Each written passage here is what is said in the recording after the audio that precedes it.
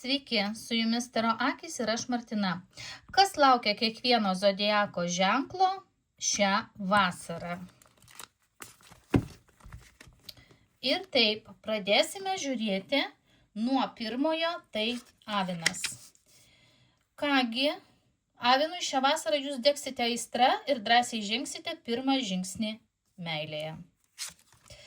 Jautis, jūs ieškosite tikrumo, o vasara gali atnešti stabilų ir šiltą ryšį.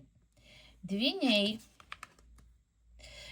jūsų žavesys trauks daugybę žmonių, bet tik vienas pavergs širdį. Vėžys, jūs atsiversite jausmams ir patirsite daug romantiškų akimirkų. Liūtas. Liūto charizma šią vasarą spindės ryškiau nei bet kada anksčiau. Naudokitės ją. Mergelė. Jūs pagaliau leisite savo mylėti be per didelių abejonių. Svarstyklės. Vasarą svarstyklės jausitės mylimi ir vertinami taip, kaip seniai troškote.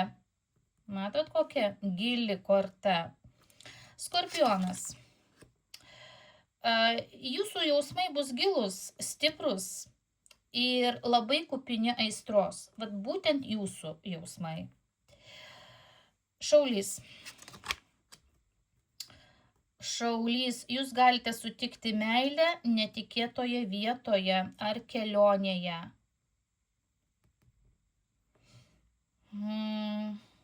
Kas mums dar liko? Ožiaragis. Ožiaragis, šią vasarą jūs kursite lėtą, bet labai tvirtą ryšį. Vandenis. Draugystė gali netikėtai peraugti į meilę. Va taip. Ir žuvis.